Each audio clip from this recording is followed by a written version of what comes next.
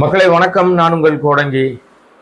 3ஆம் ஆண்டு நிகழ்வு, தாவேகாவுடைய நிகழ்வு இன்றைக்கு வழக்கம் போல் அந்த பனையூர் அந்த அலுவலகத்தில் நடத்தப்பட்டுச்சு. கூட்டப்பட்ட கூட்டம் 250-300 பேரை வச்சுக்கிட்டு அந்த கூட்டத்தை நடத்தியிருக்கிறார்.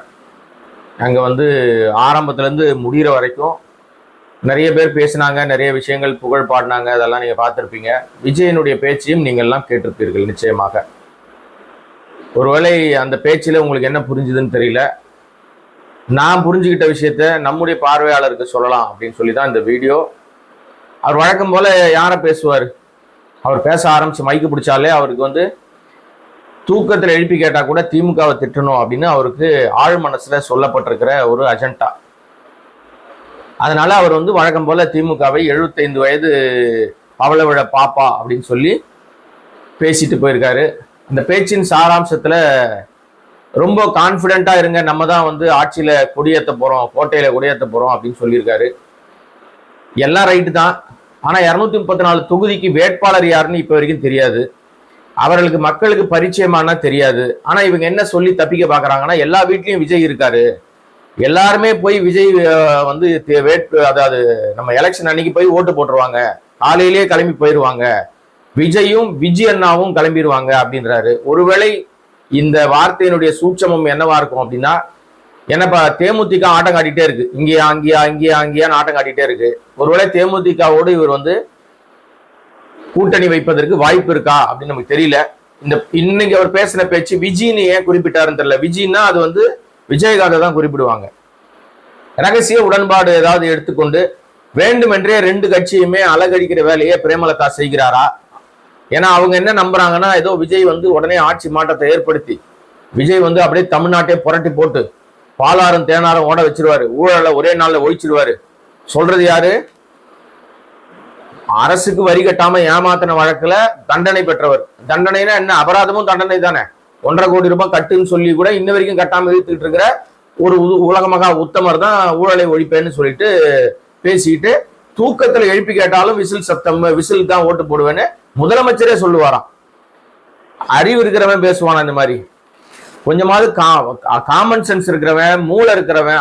அதனாலதான் இவர்களை தொடர்ந்து நம்ம தற்கூடிகள், மங்குனிகள், மண்டையில மசாலா இல்லாதவர்கள்னு சொல்லிட்டு இருக்கிறதுக்கு ரீசன் என்னன்னா, அடிப்படை விமர்சனம் என்பது பண்ணலாம், இல்ல கான்பிடென்ட்டா நீங்க நிறைய பேசலாம். ஆனா அதுக்காக உங்களுக்கு யார், இப்ப நீங்க யாரை வச்சு கட்சி ஆரம்பிச்சீங்கன்னே தெரிய மாட்டேங்குது. உங்க கொள்கை தலைவர்களை பத்தி பேசவே மாட்டேங்கிறார். 5 கொள்கை தலைவர்கள், அவங்கள பத்தி எதுவுமே பேச மாட்டேங்கிறார். எந்த இடத்துலயும் மஞ்சளையம்மாள் பேரை பேசுறதே மறந்துட்டாரு, வேலு நாச்சியார் பேசுறதே மறந்துட்டாரு, அம்பேத்கர் பேசுறத மறந்துட்டாரு. ஏதோ போற போக்குல காமராஜரை லைட்டா தொட்டுட்டு போயிட்டாரு. முழுக்க எம்ஜிஆர் புகழ் பாடிக்கிட்டு இருக்காரு. எம்ஜிஆர் விசுவாசிகளுக்கு குறி வைக்கிறாரு. அதிமுகவை கபலீகரம் செஞ்சுக்கிட்டு இருக்காரு. எடப்பாடிக்கு சூடு சொரணை இருந்தா மறுபடியும் ஊழல் சக்தின்னு சொன்னதுக்கு போட்டு மிதின்னு மிதிக்கணும். ஆனா நீங்க என்னைக்கோ விட்டுட்டீங்க. விஜய பேச விட்டு வேடிக்கை பார்த்தீங்க. உங்களுக்கு கூட வருவார் நீங்க நினைச்சீங்க. அதனாலதான் உங்களுக்கு ஆப்பு என்ன வச்சிருக்காருன்னா, திமுக தலைமையில் ஒரு கூட்டணி, நம்ம மக்களோட கூட்டணி, தாவேகா மக்களோட கூட்டணியா. இன்னைக்கு இதே பதில எங்கேயோ நம்ம கேள்விப்பட்டிருக்கோம். இதே வார்த்தை மக்களோட கூட்டணின்னு சொன்னது விஜயகாந்த். அப்புறம் அவரே 2வது தேர்தல் அதிமுக கூட்டணி போயிட்டாரு. அதான் வரலாறு. இங்க யாரும் இனிமே தனியா நின்று ஜெயிக்க முடியாது. தமிழ்நாட்டு அரசியல் களம் மாறி போய் பல ஆண்டுகள் ஆயிடுச்சு. இதே நிலைதான் எல்லாருக்கும் அதான் பொருந்தும். திமுக தான் பொருந்தும், அதிமுக தான் பொருந்தும், இனி வருகிற எல்லா கட்சிக்கும் அதான் பொருந்தும். தனியாக யாரும் களம் கண்டு ஜெயிக்கவே முடியாது. இதை விஜய் எப்ப புரிஞ்சுப்பாருன்னா, 26 தேர்தல் எல்லாம் மக்கள் எல்லாம் செருப்படி கொடுத்து தெரு விட்டு ஓட விட்டாங்கன்னா அன்னைக்கு தான் புரிஞ்சுவார். இவர் சொல்றாரு எல்லா தெருக்கள்லயும் போய் நீங்க சர்வே எடுத்து பாருங்க, அந்த சர்வே முடிவு தாவேகாக்கு சாதகமா தான் இருக்கும், எல்லா விசிலட்சா குஞ்சுகளும் நமக்கு தான் ஓட்டு போடுவாங்க அப்படின்னு அவர் ரொம்ப நம்பிக்கையோடு இருக்காரு. அது அவருடைய நம்பிக்கை. அந்த நம்பிக்கை நம்ம ஒன்றும் குறை சொல்ல போறதில்லை. ஆனால் 77 வரலாறு திரும்புகிறதுன்னு மறுபடியும் பேசுறாரு. எம்ஜிஆரை புகழ்ந்து சொல்றாரு. எம்ஜிஆர் திமுக 20 வருஷம் அரசியல் கத்துக்கிட்டாரு, இன்னும் பழைய அட்டகத்தி எடுத்துன்னு வருவாங்க, பழைய தகர டப்பாவை எடுத்துன்னு வருவாங்க, தகர கத்தி வச்சு வேலை பார்க்க பாக்குறாங்க. இன்னும் அவங்க என்ன விஜய்க்கு தெரியும்ன்றாங்க, விஜய் வீட்டை விட்டு வெளியே வாண்டுறாங்க. உண்மையை தானே சொல்றாங்க. யாராவது நம்ம விஜயை குறைத்து மதிப்பிடுறோமா? உனக்கு செல்வாக்கு இருக்குன்னா நீ வெளியே பேசு.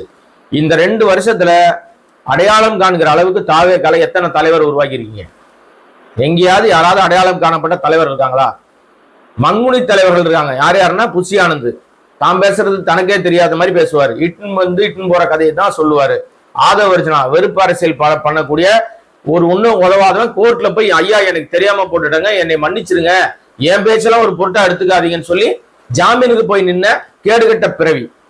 இன்னொருத்தர் செங்கோட்டையன் 50 வருஷம் வேற கட்சியில இருந்துட்டு இங்க வந்து அவருக்கு மேடை கூட ஏத்தல. இன்று நடந்த 3வது ஆண்டு நிகழ்வுல செங்கோட்டையனுக்கு மிகப்பெரிய அவமானம், அசிங்கம். சால்வை போடுறது கூட ஒரு மேடை ஏத்தல, கீழே வந்து சால்வை வந்து போடுறாரு. கீழே வந்த பிறகு விஜய் அவருக்கு சால்வை அணிவிக்கிறார். இதெல்லாம் பார்த்திருப்பீங்க நீங்க. ஆனா மாவட்ட செயலாளர் சொல்லப்பட்டவர்களை மேடை ஏற்றி அவர்களுக்கு கௌரவம் கொடுக்குற மாதிரி அங்க ஒரு சீன் கிரியேட் பண்றாங்க. ஏன்னா மக்கள்கிட்ட காமிக்கிறாங்களாம் இவங்க எல்லாம் மாவட்ட செயலாளர்னு. ஒரு மூஞ்சி கூட மக்கள்கிட்ட போய் சேவை செய்த மூஞ்சியா தெரியல. ரசிக குஞ்சுமணிகளா இருக்காங்க. நான் வந்து அவர்களை தப்பா குறைச்சி எல்லாம் மதிப்பிடலைங்க. அவர்கள் மக்கள்கிட்ட போய் இதுவரைக்கும் எந்த நன்மையும் செய்த மாதிரி தெரியல. அவர்களால் நிச்சயமாக வேட்பாளர்களா மாற முடியாது. அவங்க முகத்தை பார்க்கும்போது தெரியுது செல்வாக்கு இல்லாதவர்களா இருக்காங்க, பணம் செலவு பண்ண முடியாது. ஆனா விஜய் கட்சியினுடைய சித்தாந்தமே துட்டு அவங்ககிட்ட இருக்கும், அவனுக்கு தான் சீட்டு கொடுப்பாங்க.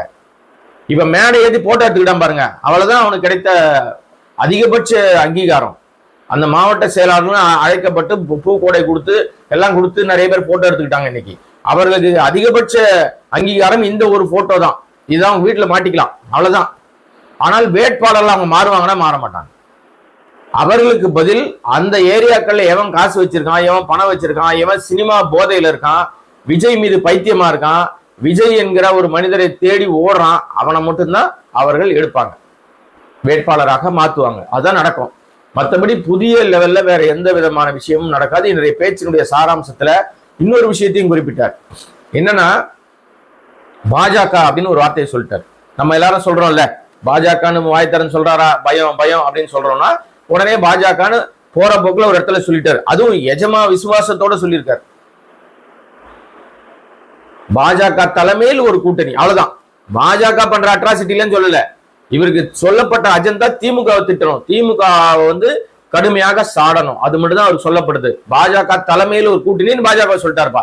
இப்ப யாராவது நீங்க கேளுங்களேன், தாவேகா கும்பல, இந்த தற்கொலை கும்பல்கிட்டயோ பாஜக பத்தி யாராவது உங்க ஆள் பேசினாராயா, உங்க தலைவர் ஏதாவது பேசுறானா, பயந்து நடுங்கிறாயா, பயந்தாங்கொல்லியா இருந்தால் அப்படின்னு சொன்னோம்னா, ஏங்க என்னங்க 3வது ஆண்டு விழாவில் கூட பேசினாருங்க பாஜகன்னு, உங்களுக்கு தெரியாதா, நீங்க எல்லாம் ஒரு பத்திரிகையாளரான்னு கேட்பாங்க.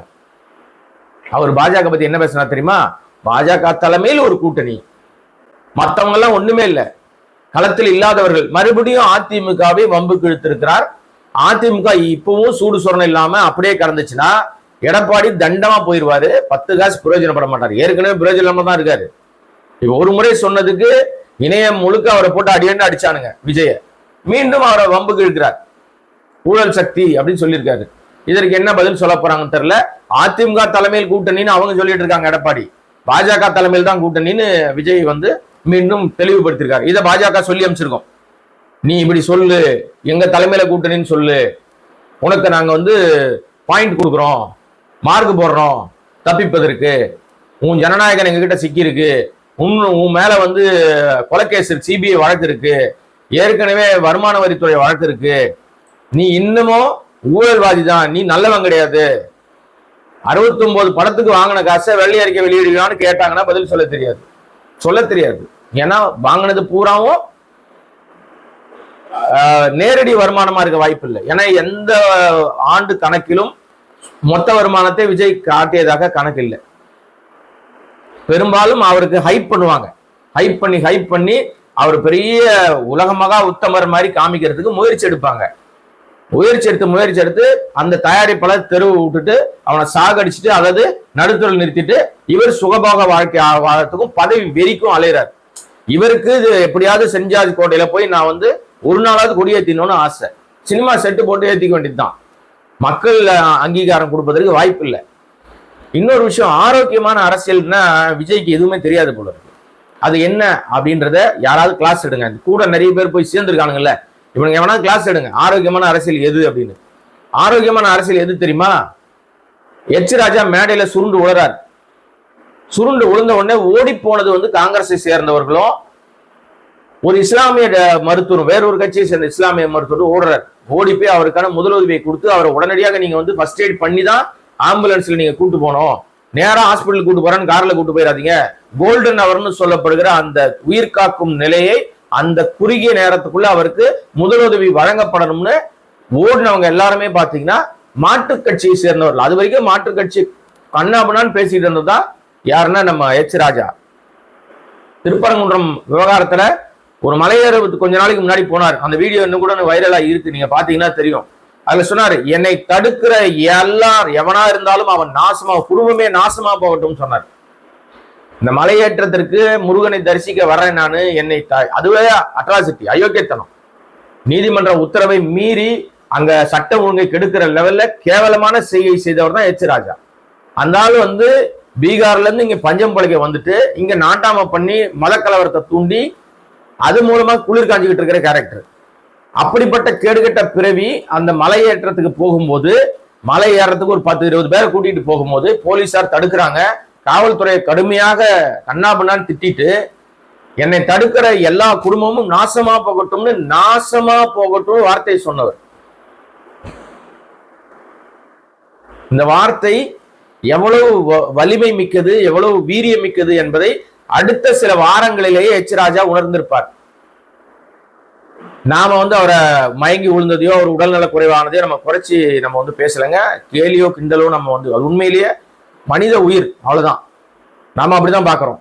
ஆனால் இந்த பிறவிகளுக்கு இவர்கள் மதத்தின் பேரால் அந்த கோல் வச்சுக்கிட்டு அமக்கலம் பண்றவங்களுக்கு அப்படிதான். ஏன் இந்த உதாரணத்தை எச் ராஜா உதாரணத்தை சொல்ல வந்தேன்னா, ஆரோக்கியமான அரசியல் அவர் சுருண்டு விழுந்தப்ப அவரை ஓடி போய் அவருக்கு முதலுதவிகளை செய்தது மாற்றுக் கட்சி காங்கிரஸை கடுமையாக விமர்சிக்கிறார், மற்ற கட்சி திமுகவை கடுமையாக விமர்சிக்கிறார். இவர்கள் தான் ஓடி போய் உதவி செஞ்சாங்க அந்த மேடையில. முதலமைச்சராக இருக்கிற ஸ்டாலின் அவர்களும், முத்துவேல் கருணாநிதி ஸ்டாலின் அவர்களும், துணை முதல்வராக உதயநிதி ஸ்டாலினும் மருத்துவமனைக்கு போறாங்க. ஸ்டாலின் குடும்ப நாசமா போட்டோம்னு சொன்னவர் தான் இந்த எச் ராஜா. அவரை அந்த குடும்பத்தாரை சந்தித்து உடல்நலம் விசாரிக்கிறார். இதுதான் கண்ணியமான ஆரோக்கியமான அரசியல். இந்த அரசியல் நாகரிகம்லாம் இந்த விஜய்க்கு தெரியுமா? சில்வண்டு பயலுக்கு இவனுக்கு என்ன தெரியும்? ஆட தெரியும், பாட தெரியும். இந்த மேடையிலேயே ஆடின வேல்முருகன் பாட்டு பாடும் போது குத்தாட்டம் போடுற, இது மட்டும்தான் விஜய்க்கு தெரியும். அரசியல் என்னன்னே தெரியாது, அரைச்சி ஓடி கூட தெரியாதால். ஆனால் இந்த ஆபத்தான அரசியல்வாதி குறித்து, அரசியல் வியாதி, வாதி கிடையாது அரசியல் வியாதி, இந்த ஆபத்தான மனிதர் குறித்து நம்ம தொடர்ந்து சொல்ற விஷயம், ரொம்ப கவனமா இருங்க. பகட்டுக்கு ஆசைப்பட்டுறாதீங்க. மிக மோசமான தந்திரங்களால் ஆட்சி அதிகாரத்தை பிடித்து கொண்டால் ஜென்மத்துக்கு நீங்க மீண்டு வரவே முடியாது. இன்னைக்கு எப்படி பாஜக என்கிற மோடி தலைமையிலான இந்த மதவாத சக்தி ஆட்சியில உட்கார்ந்துக்கிட்டு இன்னைக்கு வரையும் அகற்ற முடியல. ஏன் அகற்ற முடியலன்னா, நேர்மையாக ஓட்டுச்சீட்டுல அகற்றிடலாம், அடுத்த நிமிஷமே டெபாசிட்ல ஓடி போயிடுவாங்க. ஆனா தில்லுமுல்கள் மூலமாக, தேர்தல் கமிஷன் மூலமாக, இடி மூலமாக, ஐடி மூலமாக, அமலாக்கத்துறை மூலமாக, இன்னும் என்னென்னலாம் துறைகள் இருக்கோ அத்தனை துறைகள் மூலமாக அதிகாரங்க மையங்களை வைத்து ஆட்சி அதிகாரத்தை பிடித்துக் கொண்டிருக்கிறது மோடி சர்க்கார். 2014 பொய் சொல்லி 1,70,000 கோடி ஊழல் செய்து விட்டதுன்னு சொல்லி ஆட்சியை பிடிச்சாங்க. இதுவரைக்கும் அதற்கான சான்று இல்லை. அந்த வழக்கில் குற்றம் சாட்டப்பட்ட அனைவரும் விடுதலை செய்யப்பட்டு விட்டார்கள். ராஜா ஆராசா திமுகவை சேர்ந்த மத்திய அமைச்சராக இருந்தவர், அவர்தான் இந்த ஊழலின் ஊற்றுக்கண்ணு சொன்னாங்க. அவர் தானே வாதாடி அவரே ஜெயிச்சு வெளியில வந்தார். கடைசி நாள்ல அந்த நீதியரசர் சொல்றாரு, இந்த இதுவரைக்கும் இவங்க மேல ஒரு குற்றச்சாட்டு கூட நிரூபிப்பதற்கு ஆதாரம் யாருமே தரல, யாராவது தருவீங்கன்னு காத்திருந்த, யாரும் தரலனால அனைத்து பேரையும் விடுதலை செய்யறாரு. இதுதான் வரலாறு. இந்த பொய் பரப்பி பாஜக ஆட்சி பிடிச்சது இல்ல, இதே மாதிரி நிலையை தமிழ்நாட்டில் உருவாக்குவதற்கு இந்த சில்வண்டு விஜயை வைத்து முடிவு செய்கிறார்கள். பகட்டு, படோடபம் இன்னைக்கும் மக்களால் இயல்பாக சந்திக்க முடியாத மனிதராக தான் விஜய் இருக்கிறார். அவங்க கட்சிக்காரனே சந்திக்க முடியல, காவல் காத்து கிடக்குறாங்க. மாவட்ட நிர்வாக பொறுப்புகள் இருக்கிற, மாநில நிர்வாக பொறுப்புல இருக்கிற யாரும் விஜயை அவ்வளவு சீக்கிரமாக சந்திக்க முடியாது. அப்படின்னா அப்பாயின்மெண்ட் வாங்கணும், காவல் காத்திருக்கணும். ஜான் ஆரோக்கியசாமியோ, தம்பி ஜெகதீஷோ, புசி ஆனந்தோ இவங்கெல்லாம் உத்தரவு கொடுத்தாதான் எசமான சந்திக்க முடியும், கடவுளை தரிசிக்க முடியும். நீங்க கடவுள் தானே அவரு, தரிசிக்க முடியும். இதுதான் நிலை. இதை மறந்து விட்டு ஆரோக்கியமான அரசியல் குறித்து விவாதிப்பதற்கு மறந்துட்டு திமுகவை திட்டுவதற்கும், திமுகவை ஒழித்து கட்டுவேன், அழிச்சு நான் ஒண்ணுமில்லாம ஆக்கிடுவேன் பேசுவது, அதே வெறுப்பு பேச்சு தான் இந்த 3ஆம் ஆண்டு தொடக்கத்திலும் பேசியிருக்கிறார். புதுசா ஒண்ணுமே கிடையாது. அந்த பழைய கம்பெனி அந்த ரெக்கார்ட் தேஞ்சு போன ரெக்கார்டை திருப்பி எடுத்துட்டு வந்து பாடியிருக்காரு. என்ன அதே மாதிரிதான் பேப்பர் வச்சு எழுதி கொடுத்ததை படிச்சுட்டு போயிருக்காரு. பேசல, சொந்தமாலாம் எந்த பேச்சும் இல்லை. நீங்க அந்த வீடியோ பாருங்க, நான் சொல்லுவது உண்மையா பொய்யான்னு உங்களுக்கே தெரியும். பேசி முடிச்சோன்னா பக்கத்தெல்லாம் புரட்டிட்டு அடுத்த பக்கத்தை ரெடியா வச்சுக்கிறார். ஆனா மக்கப் பண்ணுவார். நடிகர் இல்லையா, நடிகர் தனக்கு கொடுக்கப்பட்ட அஜெண்டாவை சரியா செஞ்சிருக்கார். வெறுப்பு பேச்சு அது கொஞ்சம் ஆவேசமா பேசுவார். இந்த முறை கொஞ்சம் ஷட்லா பேசியிருக்காரு, கொஞ்சம் குறைச்சிக்கிட்டு இருக்காரு, வால்யூமை குறைச்சிக்கிட்டு இருக்காரு. வேற எந்த விதத்திலும் இந்த பேச்சால் இந்த கட்சிக்கும் பலன் கிடையாது. அவரை நம்புகிற நாட்டு, அதாவது ஒரு குறிப்பிட்ட செக்டார் பரவாயில்ல, விஜய் வரட்டும் பா, மூணாவது ஆள் வந்தா என்ன தப்புன்னு யோசிக்கிறாங்கல்ல, இவர்களுக்கும் எந்த பிரயோஜனமும் இவர் சொல்லவில்லை இதுவரை. இந்த மக்களுக்கு இவர்கள் எல்லாம் ஊழல் சக்திகள்னு நீ திமுக அதிமுகவெல்லாம் ஒதுக்குனா கூட நீ என்ன புதுசா பண்ண போறன்னு என்னைக்காவது சொல்லியிருக்கியா? 3 வருஷத்தை 3வது ஆண்டு தொட்டுட்ட. நாட்டு மக்களுக்கு இதெல்லாம் நான் வந்து புதிய முயற்சியாக வச்சிருக்கேன், நான் வந்தா இதெல்லாம் மாத்துவேன். விஜயகாந்த் சொன்னார், நான் வந்தவனே இதெல்லாம் செய்வேன், இதெல்லாம் என்னுடைய அஜெண்டா அப்படின்னு சொல்லி மதுரை மாநாட்டில் வெளிப்படையாக சொன்னார். திமுகவை வீட்டுக்கு அனுப்புவேன், அதிமுக வீட்டுக்கு அனுப்புவேன், நான் வந்தா மக்கள் என்னை எப்போ சந்திக்கலாம், எல்லா நேரங்களும் என்னுடைய வீடு திறந்திருக்கும், எல்லா நேரங்களும் என்னுடைய அலுவலகம் திறந்திருக்கும், யார் வேணாலும் என்னை வந்து பார்க்கலான்னு உண்மையிலேயே அப்படியே இருந்தார் அவர். கடைசி காலம் வரைக்கும் விஜயகாந்தை எல்லாரும் ஈஸியா ஆக்சஸ் பார்க்க முடியும், எல்லாரும் சந்திக்க முடியும். உடல்நல குறைவப்பதான் அவருக்கு சில கட்டுப்பாடுகள் விதிக்கப்பட்டுச்சு. மற்றபடி அவர் எல்லாரும் எல்லா நேரங்களையும் சந்திக்க முடிஞ்சது. அவரை கும்பல் கும்பலா எல்லாரும் மீடியாக்கள் சந்திச்சாங்க. மீடியாக்களை அவரே கூப்பிட்டு வச்சு பேசுவாரு. மீடியா கிட்ட பேசுனா பேட்டி கொடுத்ததா சொல்லி ஒருத்தன், பேட்டி எடுத்ததா சொல்லி ஒருத்தன் வெளியில பேட்டி கொடுக்குறான், அவனை இன்னொருத்தன் பேட்டி எடுக்கிறான். இந்த ஊடகம் வந்து மானங்கட்ட ஊடகமா போச்சு. ஏன்னா அது ஊடகம் யார் தெரியுமா? அது வந்து மோடியினுடைய கோடி ஊடகம். அது மோடி ஊடகம் சொல்லுவாங்க தெரியுமா, கோடி மீடியான்னு. அந்த ஊடகம் எனக்கு தெரிஞ்சு இவங்க மீடியா பேட்டி எடுக்க போயிருக்க மாட்டாங்க. பாஜகவுடைய சில விஷயங்களை போய் அங்க பேச போயிருப்பாங்கன்னு நினைக்கிறேன். சொல்லி அமிச்சு ஏதோ திரைமறைவு வேலைகள் நடந்திருக்குதோ தெரியல. இதெல்லாம் வெளிச்சத்துக்கு வந்துடும். பூனைக்குட்டி வந்து எப்படி ரோட்டுக்கு வந்து தானே ஆகணும், கத்திரிக்காய் முத்துச்சுன்னா என்ன ஆகும், கடத்தருக்கு வந்து தான் ஆகணும். நீங்க வயல்ல விளைச்சிங்கன்னா விளைபொருள் சந்தைக்கு வந்து தானே ஆகணும். அப்ப நம்ம பார்த்துருவோம்ல அது என்ன லட்சணம்னு. தேர்தல் வந்தா பேசித்தானே ஆகணும். இங்க அவர் சூட்சமமாக சொன்ன விஷயத்துல விஜி என்கிற வார்த்தை பயன்படுத்தினா முன்னாடி சொன்னல. ஏன்னா அவங்களும் பிரேமலதா அவர்களும் இன்றைக்கு வரைக்கும் கூட்டணி முடிவு செய்யாம இழுத்துக்கிட்டே இருக்காங்க. விஜய் குறித்து அவர்கள் பெரிதாக எந்த விதமான கமெண்ட்டும் சொல்லல. திமுக ஆட்சி குறித்து பேசினா 50க்கு 50ன்னு மார்க் போட்டு மதில் மேல் பூனையா இருக்காங்க. இப்படியும் குதிப்பேன் அப்படியும் குதிப்பேன்றாங்க. அதிமுகல இருந்து பிஜேபி இருந்து எல்லாரும் தோழமை கட்சின்றாங்க. என்னுடைய தோழர்கள், என்னுடைய சகோதர உறவுகள்ன்றாங்க. எல்லாமே எங்களுக்கு வந்து நண்பர்கள்ன்றாங்க. இதெல்லாம் கவனத்தில் எடுக்க வேண்டியது இருக்கு. அப்புறம் வந்து அவர் என்ன சொன்னார்னா, ஒரு குறள் ஒண்ணு சொன்னார். இந்த குறள் வந்து ஒருவேளை வந்து திருவள்ளுவர் இப்போ இருந்திருந்தா திமுக தான் ஊழலின் ஊற்றுக்கண்ணு பேசியிருப்பாருன்னு ஒரு குறள் ஒண்ணு ஒன்ஸ் மோர் கேட்டாங்க. திருப்பி அவர் சொன்னாரு, மறுபடியும் 3வது முறையா சொன்னார். அப்புறம் அதை பேசும்போதே சொன்னாரு, இன்னும் பழைய பஞ்சாங்கத்தையே பாடிக்கிட்டு இருக்காங்க, பழைய தகர டப்பாவெல்லாம் எடுத்துணும், எந்த டப்பா வந்தாலும் இங்க செல்லாது, டெக்னாலஜி மாறி போச்சு பாஸ், மாறுங்க பாஸ் அப்படின்றாரு. டெக்னாலஜி வச்சுலாம் நீங்க வந்து ஜெயிக்க முடியாது பாஸ், நீங்க உங்க பிளான் தெரிஞ்சு போச்சு பாஸ். டெக்னாலஜியை வச்சு மோடி ஆசியோடு, தேர்தல் கமிஷன் ஆசியோடு திருட்டுத்தனம் பண்றதுக்கு முடிவு செய்து விட்டீர்கள் என்பது உங்களுடைய பேச்சிலிருந்து தெரிகிறது. ஆக மக்களே, நாட்டு மக்களே தெளிவா இருங்க. இவன் உண்மையா மக்கள்கிட்ட ஓட்டு வாங்கி ஜெயிக்க வரல, தில்லுமுள்ளு பண்ணி ஜெயிக்கிறதுக்கு பிளான் பண்ணிட்டு இருக்காரு. அதை மனசுல இருக்கிறது வந்துடும் சொன்னார்ல இதே விஜய். தூக்கத்துல எழுப்பி கேட்டா முதலமைச்சரே சொல்லுவாராம், விசிலுக்கு தான் ஓட்டு போடுவேன்னு. எவனாவதன் காதுல வந்து காது குத்தாம இருப்பான், எல்லாரும் காது குத்திட்டாங்கப்பா, நீ புதுசா எதுவும் ஆணி புடுங்காதப்பா, புடுங்கிறது பூரா தேவையில்லாத ஆணிப்பான்னு உன்னை ஒதுக்கி ஓர வச்சிருவாங்க. 75 வருஷம் ஆயிடுச்சு தம்பி விஜய். திமுக ஆரம்பிச்சு 75 வருஷம் ஆயிடுச்சு. உங்க அப்பனே அங்கதான் இருந்தாரு. உங்க அப்பா அங்க இருந்து அரசியல் கத்துக்கிட்டவர் தான்.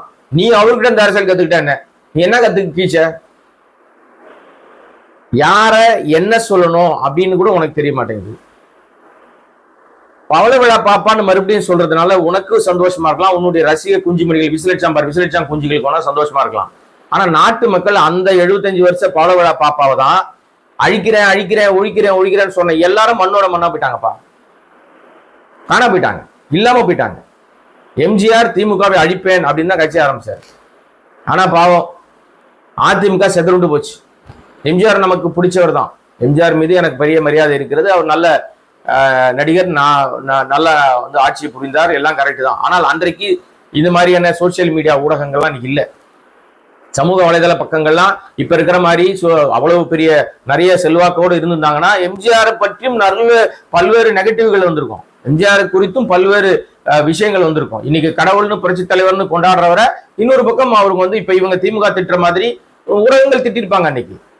இன்னைக்கு விஜயனுடைய இன்னொரு நெகட்டிவ் பேச்செல்லாம் எடுத்து பேசுறாங்க. எப்படி பேசுறாங்க? இன்னைக்கு எல்லார பத்தியும் பேசுறாங்கல்ல. இப்ப இவங்களே கையில வச்சிருக்காங்க விஜய. இவரு ஆதவ அர்ஜுனா மூலமா ஒரு சோசியல் மீடியா ஊடகம் வச்சிருக்காரு. தம்பி பழனி நம்ம ஜெகதீஷ் பழனிசாமி மூலமா அவரு ரூட்னு ஒன்று ரூட் போட்டு வச்சிருக்காரு. இதெல்லாம் வச்சுக்கிட்டு தானே நீங்க வந்து வார் ரூம் வச்சுக்கிட்டு ஊரே மாத்திட்டு இருக்கீங்க. டெக்னாலஜில நாங்க சவுண்டா இருக்கோம்னு சொல்றீங்க. இந்த டெக்னாலஜியை வச்சு ஒண்ணும் பண்ண முடியாது. ஒருத்தன் சொல்லிட்டு இருக்கான். இப்ப அது சில பேர் பேசிட்டு இருந்தாங்க, சாபம் விட்டுட்டு இருக்கான் எல்லா நடிகர்களுக்கும். ஏய் என்னப்பா நீங்க விஜய்க்கு சப்போர்ட் பண்ணுங்கப்பா, இன்னைக்கு விஜய்க்கு நடந்தது நாளைக்கு உங்களுக்கு நடக்கும், இன்னைக்கு நீங்க வரலன்னா நாசமா போயிருவீங்க அப்படின்னு அவன் ஒருத்தர் சாபம் விட்டுட்டு இருக்கான். இன்னும் கொஞ்ச நாள் ஆச்சுன்னா காசு வெட்டி போடுவானுங்க போல இருக்கு, கோயில் குளத்துக்கெல்லாம் போய். ஏன்னா விஜய் கிட்ட வாங்குற காசு அப்படி கொள்ளையா காசு வாங்கிட்டு அப்படியே சப்போர்ட் பண்ணி முட்டு கொடுத்துட்டு இருக்காங்க. முட்டு கொடுக்கறது தப்பு இல்லை, யாருக்கு உங்களுக்கு பிடிக்குதோ நீங்க முட்டு கொடுக்கலாம். ஆனால் அது தெரியுற மாதிரி கொடுக்க கூடாது, அயோக்கியத்தனமா பண்ணக்கூடாது. தப்பு பண்ணா சுட்டி காட்டணும், அவன் தான் பத்திரிகைக்காரன். இப்ப விஜய் நம்ம தொடர்ந்து ஏன் சொல்லிட்டு இருக்கோம்னா அவர் தவறாக இருக்கிறார், இளைஞர்களை தப்பா வழிநடத்துறாரு, ஜென்சி கூட தப்பா வழிநடத்துறாரு, விசிலட்சாங்குஞ்சியாவே வச்சிருக்கணும்னு நினைக்கிறாரு. அதிகாரத்திற்கு தருவதற்கு வாய்ப்பு இல்லை, அதிகாரம் தரமாட்டேங்கிறார். இன்னைக்கு பதவியில் இருக்கிற எல்லாரும் யாரு? விஜய் கட்சியில மனசாட்சி உள்ளவர்கள் யோசித்து பாருங்க. தொண்டனா இருக்கிறீங்க நீங்க, உங்களுக்கு எந்த காலத்துல பதவி கொடுக்குறேன்னு சொல்லியிருக்காரா? பதவி வாங்கியிருக்கிறவன் தான் பணம் வச்சிருக்கவன் தான், காசு வச்சுக்கிறவன் தான் மாவட்ட செயலாளர், காசு இருக்கிறவன் தான் நகர பொறுப்பாளராக வர முடியும். புசி ஆனந்தம் ஆதவம் சேர்ந்து பணம் கொள்ளையடிக்கிறாங்க, பணம் வாங்குறாங்க. இது இல்லைன்னு மறுக்கவே முடியாது. விஜய் தெரியாம இருக்குமா? 1 கோடி ரூபாய் கட்ட சொல்றாரு, நீங்க சீட்டு வேணும்னா 1 கோடி கட்டுங்கன்னு. முதல்ல உங்ககிட்ட இருக்கிற ஊழலுடைய கேவலத்தெல்லாம் தொடங்க, அப்புறம் ஊர்ல இருக்கிற ஊழலை நம்ம சுத்தம் பண்ண வரலாம். உங்க கட்சியில் இருக்கிற பிரச்சனைகளை முதல்ல சரி பண்ணுங்க. ஆட்சி அதிகாரத்துக்கு வரணும்னா முதல்ல அடையாளப்படுத்துங்க, இவர்கள் எல்லாம் என்னுடைய போர்ப்படை தளபதிகள் அடையாளப்படுத்துங்க. யாரையுமே அடையாளப்படுத்தல. பொக்கே வாங்கிட்டா அவங்கள வந்து நின்னா ஓட்டு போட்டுருவாங்களா மக்கள்? கிராமங்களுக்கு போல நம்ம தான் அடிக்கடி சொல்லிட்டே இருக்கோம். இன்னும் விஜய் கிராமங்களுக்கு போகவே இல்லை, இன்னும் விஜய் வந்து சிட்டியை விழுது ஆண்டவே இல்லை, நகரங்கள்ல தான் விஜய் தெரிகிறாரு அப்படின்னு நம்ம அடிக்கடி சொல்லுவோம் நம்ம எல்லா வீடியோக்குள்ளயும். அதற்கு இன்றைக்கு பதில் சொல்லியிருக்காரு. அப்ப நம்முடைய பேசுகிற பேச்சு விஜய் கவனத்துக்கு போகிறது என்பது இதன் மூலமாக வெளிச்சத்துக்கு வருது. நம்ம என்ன சொல்றோம், ஏன் கிராமங்களுக்கு போலன்றோம்? இன்னும் 234 தொகுதிக்கு போய் விஜய் போயிருக்காரா? கால் வச்சிருக்காரா? எந்த கிராமம் எந்த ஊர்ல இருக்குன்னு தெரியுமா? அந்த கிராமத்துல எவன் பொறுப்புல இருக்கான்னு தெரியுமா? தெரியாது. ஏன்னா அங்க யாரும் பொறுப்புல இருக்கிறது யாருக்குமே தெரியாது. இவங்க நம்புறது அந்த ஆப்னு ஒண்ணு வச்சிருக்காங்க, ஒரு ஆப் ஒண்ணு வச்சிருக்காங்க. அதுலதான் 2 கோடி பேர் சேர்ந்துட்டாங்கன்னு ஒரு அள்ளி விட்டுட்டு இருக்காங்கல்ல, அதை தான் நம்புறாங்க. அந்த ஆப்புக்கு சொந்தக்காரன் ஒரு பிஜேபி காரன்றாங்க. இன்னும் இந்த ஆப்புக்கு பணம் கூட கொடுக்கலையாம் முழுசா. இது எப்படி இருக்கு தெரியுமா? ஒரு படத்துல கந்தசாமின்னு ஒரு படம், அந்த படத்துல வந்து சேவல் கெட்ட போட்டு வந்து விக்ரம் வந்து தப்பு செய்யறவங்களாம் தட்டி கேட்பாரு, அதெல்லாம் பிடிச்சி கொடுப்பாரு, இதெல்லாம் பண்ணுவார். உடனே அதே மாதிரி நம்ம கந்தசாமியை மாறி நம்ம கந்தசாமியை பிடிப்போம் சொல்லிட்டு பிளான் பண்ணி விஜய் நம்ம விஜய்ன்ற பாருங்க, எப்ப பார்த்தாலும் விஜய் ஞாபகமாவே இருக்கு போல இருக்கு நமக்கு. என்ன பண்ணி தொலைறது? ஓகே, எனிவே அவர் சொல்ற மாதிரி தான். இப்ப என்னன்னா கந்தசாமி படத்துல விக்ரம் என்ன பண்ணுவாரு, அந்த மாதிரி ட்ரெஸ் போட்டாருன்னொடனே வடிவேல் அப்படி ஒரு ட்ரெஸ்ஸை போட்டிருப்பாரு. அப்படி போட்டு போயிட்டு போவாரு, அவரு நடந்து போவாரு. அது நடக்கே வந்து என்னையாவது பொம்பளை கோழி மாதிரி இருக்கு, சேவல் மாதிரி அப்படி பந்தாவா நடந்து அப்படின்னு உடனே அவர் நடந்து போவாரு. போலீஸ் வந்துடும், மன்சூர் தான் போலீஸ் வந்துருவாரு. பார்த்த உடனே இவர் வந்து டேய் நீ தானே எனக்கு அடிச்சேன்னா இல்லைன்னு மாட்டிப்பாங்க. அப்ப அவர் போலீஸ் கிட்ட கதறுவாரு, யோ இந்த ட்ரெஸ்ஸுக்கு கூட நான் வாடகை கூட கொடுக்கலையா, அவன் என்ன வெறிகொண்டு தேடிட்டு இருக்கான் அந்த டெய்லர்னு. அந்த மாதிரி எல்லா இடங்களிலும் போற எல்லா இடங்களிலும் இதே பஞ்சாயத்து தான், ஒரே விஷயம்தான், வேற எதுவும் மாற்றமே கிடையாது. திமுகவை எதிர்க்கணும், திமுகவை திட்டணும், அதுதான் பண்ணணும், அப்படியே காப்பி அடிக்கணும். அப்படியே காப்பி அடிக்கணும். யாரை காப்பி அடிக்கணும்? ஏற்கனவே என்ன பண்ணாங்களோ அதை அப்படியே காப்பி அடிக்கணும். அவர் தீய சக்தின்னு சொல்லிட்டாரு எம்ஜிஆர்னோட, எம்ஜிஆர் காப்பி அடிக்கணும், அதையே திருப்பி சொல்லணும். அந்த லட்சணத்துல இருந்தீங்கன்னா உங்களுக்கு என்ன கொள்கை இருக்கு, என்ன கோட்பாடு இருக்குன்றீங்க? ஒண்ணுமே இல்லையே. ஆக இந்த இன்றைக்கு 3ஆம் ஆண்டு தொடக்க விழாவுடைய பேச்சினுடைய சாராம்சத்துல அதே பழைய பஞ்சாங்கம், அதே பழைய பல்லவி, அதே விஷயங்கள் தான் பாடப்பட்டிருக்கு. புதிதாக எதுவுமே இல்லை. சிம்பிள். இந்த வீடியோ முடிக்கிறதுக்கு முன்னாடி ஒண்ணு சொல்றாங்க. இப்போ எடப்பாடி சில ஊர்களில் பிரச்சாரத்துக்கு போறாரு. அந்த ஊர்களில் போய் அவர் பேசும்போது பல விஷயங்களை பேசிட்டு அவர் கடந்து போறாரு. திமுக பல இடங்கள்ல போய் பிரச்சாரம் பண்ணுது.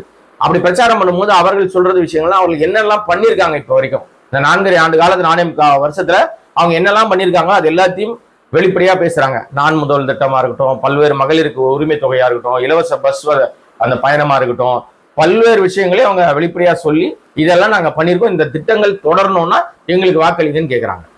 இப்ப மக்கள் அவங்க தான் எஜமானர்கள். அவங்க புரிஞ்சுப்பாங்க. அவங்க என்ன நினைப்பாங்கன்னா திட்டங்களை பயனடைந்தவர்கள்னு ஒரு குறிப்பிட்ட பிரிவினர் இருப்பாங்க, டெஃபினட்டா இருப்பாங்க. அப்ப அவர்களில் விஜய் விரும்புகிறவர்களும் இருப்பாங்க. நான் இல்லைன்னு மறுக்கவே இல்லைங்க.